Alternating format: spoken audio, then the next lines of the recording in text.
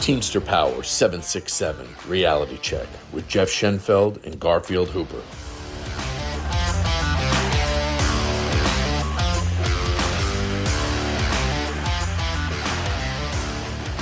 So how's the day treating you today so far, Garfield? Pretty good, pretty good. I saw a movie earlier. It was awesome. Okay, relaxing, you know. Yeah. It's good. Downtime is good. Very Yeah. good. So today we are going to talk about discharge or suspension. And there are different things that, I mean, the company's got to be, both sides have to abide by, by the contract. And the company doesn't like to do certain things. And that, it's always we're responding, okay, you can't do this, you can't do that. But Garfield's going to talk about a few things that, that are, that might have happened or whatnot. And we'll just talk contractual language as well. So you got it. It's all you, Garfield. Yeah. I'm going to go ahead and start off this by reading the first paragraph in Article 52. There have been a few changes in this current contract, but most of the language is the same. So here we go. Article 52, discharge or suspension. The employer shall not discharge or suspend any employee without just cause, but in respect to discharge or suspension shall give at least one warning notice of a complaint against such employee to the employee in writing and a copy of the same to the local union, except that no warning notice need be given to an employee before discharge if the cause of discharge is dishonesty, which, in parentheses, failure to follow methods, procedures, instructions, and or employee's failure to accurately recall details during any investigatory interview shall not by itself be considered dishonesty. Drinking of or under the influence of alcoholic beverages or narcotics, including hallucinogens while on duty, carrying or permitting the carrying of drugs or narcotics on the person or equipment that is prohibited by state or federal law, including meal period, recklessness resulting in a serious accident while on duty, an avoidable runaway accident, failure to report an accident, carrying of unauthorized passengers while on the job, or engaging in unprovoked physical violence on company property or while on duty. So the part of that changed was the part in parentheses, the failure to follow methods, procedures, instructions, and or employee's failure to accurately recall details during any investigatory interview shall not be itself considered dishonesty. So that's been the change to the dishonesty language that we got, which is not enough of a change as far as I'm concerned, because if you give the company enough time, they'll turn anything into dishonesty. Yeah, no, absolutely. So what has the company done in McKinney to make this an issue? Well, first of all, they have fired somebody for quote-unquote just cause, which my point was that just cause is required for any discipline, but not in and of itself a reason to discipline someone, let alone terminate them. And I'm not going to get into the details of what exactly happened to this employee or what this employee did, but I believe they're trying to make an example out of them. It's not fair to the employee. It's not fair to his coworkers. And on top of all of this, they seem like they've turned just about everything into dishonesty. There have been 7 terminations in my building in the last 2 months, and every one of them has been for dishonesty. There's been no progressive discipline whatsoever. They'll make it into whatever they need to fire someone, right? Yes. And they, like I said, they'll keep them out, and like we've said before, they'll keep them out because basically there's their layoff or whatever it is, and so they don't have to pay them. And we'll keep saying it. These are the things that the company is doing, and it's not right. It's not right. They'll justify anything. They'll call something that's not a violation by just basically trying to control the narrative and just say, no, this is what happened. And of course they do it guilty till proven innocent, right? Not innocent till proven guilty. That's what this company does. So what else, Garfield? Well, I just kind of wanted to go over, because I know this is happening all over the place. There's terminations everywhere. There's layoffs everywhere. The company feels like they can get away with it. Our labor manager has told, not just our labor manager, but the labor manager over our district has told them that if you find a discrepancy of 1 minute, or if you can witness them, stealing time for 1 minute, they'll support you in a terminate. You will be supported in terminating that driver. They've been utilizing telematics to come up with reasons to follow people and say, oh, well, we took one of the guys was on his lunch, and he clocked back in to come back out from lunch, but he had to go use the restroom, and he went to use the restroom. Oh, well, they consider that, he took too long of a lunch and didn't code it out. So now we have to go to the bathroom.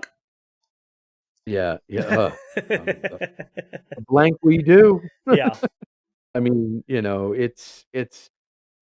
have tried, like going to the bathroom. Oh no, you got to clock out. No, what's a reasonable, time? Some people have issues and this and that. But no, you don't have to clock out to go to lunch. Come on, stop. And that's breaking the law too. I mean, you can't just tell someone to clock out to go to the bathroom. So, again, but yeah, it's disgusting because they're just playing with people's lives.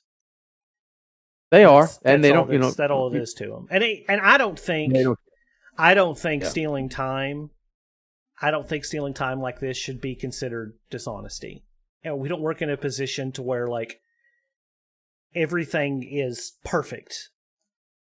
Sometimes I have to look for stuff. Sometimes I have to look for extra work.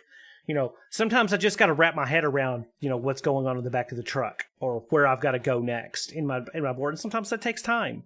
And, I don't think first of all, I don't think I don't think a lot of the people that have been fired for this are actually stealing time. That's just the company coming up with, reasons to terminate people. But if they're going to treat it this way, then I think contractually stealing time shouldn't be considered dishonesty, or at least shouldn't be considered a terminable defense. They should have to progressive discipline somebody just like everybody else.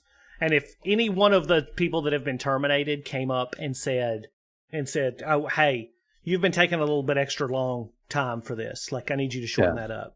Probably they would be like, oh yeah, sure. Like, whatever. Like, yeah, I'll pay more closer attention to it. Yes. Given the opportunity to fix it, most of them would just fix it. Yes, and some make mistakes happen. I mean, if you got someone who's been doing this, a long time, and they forget, the timing, they forgot to, whatever it is, then it's a mistake. I mean, come on. I mean, we're human, but and we're not saying that stealing time is okay, but what the company is doing is they're saying it's stealing time when it's in a lot of cases it's not. Yeah. So I mean, it's ridiculous, and people make mistakes. I mean, if it's continuous or something, whatever, that's not for me to say. But I just and that's not what the company's doing it, and they're saying, no, they're stealing time, and that's it. So it falls under that's being dishonest, and we're gonna get rid of them, and they're finding ways. Yeah. So what we're trying to say is, and then when you go into the office, if they're gonna do what they're gonna do to you, make sure you have that conversation beforehand with your steward, and a good steward's gonna go speak with you and say, hey, listen, just don't say anything you don't need to. Speak the truth. Always speak the truth, but you don't need to start going and it's sometimes people just get themselves in more trouble, and it's not because like I said, we don't lie. It's just the company will just pick up on anything, and they might not know it. And even if you do have to talk with them, sometimes people just go off on they go off but whatever. But we just have to, and that's we gotta we just gotta always protect the members, and sometimes we protect them from themselves, right? Well, it's important to note that like, and I can't speak how other buildings do it, but mine does it. I know as a steward that they're about to walk somebody out. If I walk into an office with the center manager and a supervisor that's there to take notes. So obviously, if there's two members of management there, I go get another steward automatically, because there's always supposed to be as many stewards in the room as there are members of management. Yep. And we'll have the conversation. We'll figure out what's going on. Then I'll call a caucus. And then I'll say, hey, tell me what happened. Figure out what's going on for and 9 times out of 10, I'm going to look at you and say, just keep your mouth shut. I mean, it's at that point, they're probably going to do what they're going to do. But I Yeah. mean, obviously, you keep fighting, but you could. And what was it you were saying before we were talking? What did you say? You can. It's almost impossible to dig yourself out of that hole, but it's real easy to dig yourself a deeper one. Yeah. No, that's exactly. They could have nothing on you and fire you, but after a local level hearing, they somehow have something on you. Yeah. It's and we just want to avoid that because there is a huge uptick in them just firing, without just cause. But they just want to, they're finding a way and they're taking people off the clock, and they're it's because they're trying to work with less people, and the people who are working, there's much more work, and it's just it's I mean it's crazy, but we have to be on high alert now. Yeah. We should be on high alert. So Dot your but, I's and cross your T's, everybody. Like they're yes, out to yes. they're out to do it to anybody for any reason. Yes. One of the other things they did was not putting the right amount of packages on the end of at the end of the day on a UPS store. Huh? Yeah.